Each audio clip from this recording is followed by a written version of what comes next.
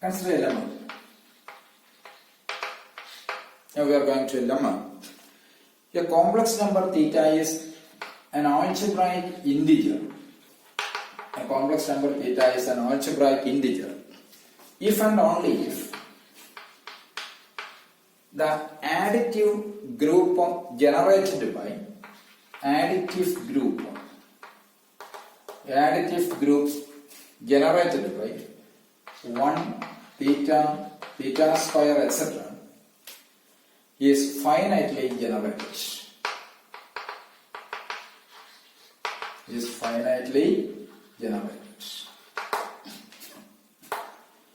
Theta is an algebraic integer. If and only if the additive group generated by all powers 1 theta, theta square, etc. is finitely generated. Additive group generated by all powers of 1 theta, theta square, etc. is finitely generated. What is an additive group? Additive group means, you know that what is an additive group? Additive group means a group of which the group operation is to be thought as an addition in some sense. Set, comma, plus, which is an additive group. That's an example of an additive group. There exists a binary operation plus in the sense of addition. The thought of the group operation is in the sense of addition. So set plus is an additive group. Okay, that's an example. So here the demonstrates that when theta is an algebraic integer, then the additive group 1 theta, theta square, etc. is additive group generated by all powers of this theta. Theta power 0, theta power 1, theta square, etc. is finitely generated. So how to prove? The proof is, first suppose that let theta be an algebraic integer. Theta be an algebraic integer. Theta be an algebraic integer means there exists for some n, there exists a monic polynomial or polynomial equation, that is theta power n plus theta to the power n plus a n minus 1 theta to the power n minus 1 plus etc. plus a2 theta square plus a1 theta plus a naught equals 0. Okay. Now claim the powers of theta. There's a claim.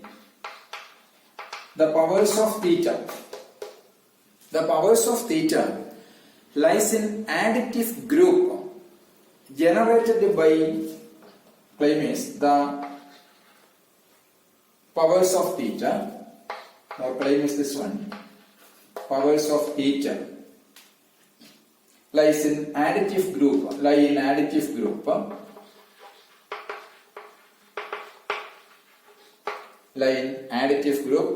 generated by 1 theta, theta square, etc. theta power n minus 1. So suppose this group is, let it be gamma. The group is denoted by, let it be gamma. So this is proved by induction. If n equals 1, what happens then? If n equals 1, then clearly this theta. If n equals 1, theta power 1 means theta following gamma. So the result is true. Okay. Now we assume that for m greater than or equals n, theta power m following gamma. Agreed? Now, what is theta power m plus 1? Theta to the power m plus 1 is nothing but theta to the power m plus 1 minus n into theta to the power n. Okay. That equals theta to the power m plus 1 minus m plus 1 minus n into. From here, what is theta power n? Theta power n is minus of a n minus 1 theta to the power n minus 1 minus etc. minus a1 theta minus a naught. Agreed? Okay. So clearly, for all m greater than or equals n, theta power m following gamma, So this should be falling where? That should be falling gamma itself.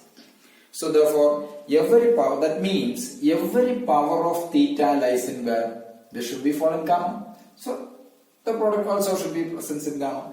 Therefore, every powers of theta that should be lies in gamma. So the necessary part is finished. That is, when theta is an algebraic integer, then the additive group generated by 1 theta, theta square, etc. is finitely generated. Okay.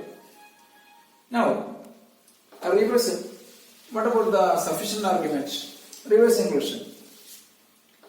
Reversely, assume that the additive group generated by 1 theta, theta square, etc., theta power n minus 1, etc., lies in a finitely generated additive group G. Therefore, if suppose that the additive group generated by all powers of this 1 theta, theta square, etc., lies in a finitely generated additive group G. That's our assumption. Finitely generated additive group, let it be G. Okay. Therefore, gamma be a subgroup. Why? Yes, it is we know that. What is gamma? Gamma is the power of theta lies in the additive group that is generated by, or gamma is the additive group. What is gamma? Gamma, by the construction, gamma is the additive group generated by 1 theta, theta square, etc., theta power n minus 1. But G is a finitely group that is generated by 1 theta, theta square, etc., theta power n minus 1, etc. That is, surely this gamma is a part of G. That is a subgroup of G. G is the finite additive group which is generated by all of these powers, that is infinite numbers. But gamma is an additive group which is generated by the powers 1 theta, theta square, etc., theta power n minus 1. So clearly, gamma be a subgroup of G. Okay. That is generated by, means this gamma is, clearly this gamma is generated by construction. It is 1 theta, theta square, etc. to theta power n minus, theta to the power n minus 1. Clearly this should be finitely generated. So we will suppose that, now suppose that gamma has generators. Since it is finitely generated, since gamma is finitely generated, so gamma has finitely generators V1, V2, etc. Vn. Okay. Where each Vi, what is Vi? Where each Vi is a polynomial in theta. Clear? Okay. With the integer coefficients. Gamma has generators V1, V2, etc. Vn. But gamma is generated by all the powers 1 theta, theta square, etc., theta power n minus 1. So surely this Vi is in terms of, each Vi is a polynomial in theta with the integer coefficients. Agreed. And theta Vi, theta into Vi, what is theta Vi? That's again a polynomial with integer coefficients. Theta Vi is a polynomial with the integer coefficients. With integer coefficients. Such that, but what is theta Vi?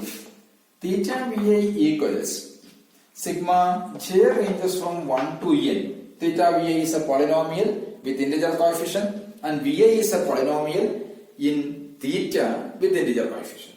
So theta Vi can be rewritten as, it is some Bij into Vj, where Bij is an integer. Okay, Bij is an integer. Suppose gamma is a subgroup which is finitely generated by the powers 1 theta, theta square, etc., theta power n minus 1. And assume which is that is the name of the subgroup of this G. G is generated by 1 theta, theta square, etc. Now, clearly this gamma is generated by this one, and suppose this gamma has the generators V1, V2, etc. Vn, then each Vi is a polynomial in theta. It is in S theta with the integer coefficients. Okay. Since Vi is a polynomial in theta, theta va is also a polynomial with an integer coefficient. And the theta va can be expressed as it is sigma j ranges from 1 to n bij vj, where vij is an integer. Agree? So now consider there exists a homogeneous system of equation for va. You can, that is theta v1 like this. Theta v1 equals when I equals 1. It is j ranges from v11 v1. Okay, v11 v1 plus I1, then I is 1 and j is 2. v12 v2 plus etc. plus b1 n vm. This is theta v1. What is theta v2 when I equals 2? Then j equals 1, it is b1. Yes, I equals 2, it is b21. b21 b1 plus b22 v2 plus b23 v3 plus etc. plus b2n vn. Okay, etc. What is theta vn when I equals n? Theta vn, it is bn1 v1 plus etc. plus it is bnn va. Agreed? So means that this is a homogeneous system of equations, that is theta v1 minus b11, or rearrange that one, that is b11 minus theta 1 into v1, okay, plus b12 v2 plus etc. plus b1n vn equals 0. That's a homogeneous system, etc. Or the second term is b21 v1 plus second term, it is b22 minus theta 2 into v2 plus etc. plus b2n vn equals 0. Finally, it is bn1 v1 plus etc. plus bnn minus theta n vn equals 0. So this is the homogeneous system of equations. Okay. Since v1, v2, etc., then we know that its matrix representation is Ax equals 0. A be the coefficient matrix and x be the variable matrix. Determined Ax equals 0 means, or Ax equals 0 means determined A into determined x equals 0. Okay, determined Ax equals 0. But we know that v1, v2, v3, etc., vn are the solutions. Why? Because it is the generators of gamma, hence they are in C and not all zeros. v1, v2, etc., vn, which are the solutions, and they are present in C, they are complex numbers, they are not all zeros. Some of them is 0, but not all of are zeros. Then the possibility, this determinant E means 0. What is determinant E? That is the determinant of b11 theta 1, b12, etc., b1n, etc. It is bn1, etc., bnn minus theta n. This determinant should be 0. Okay.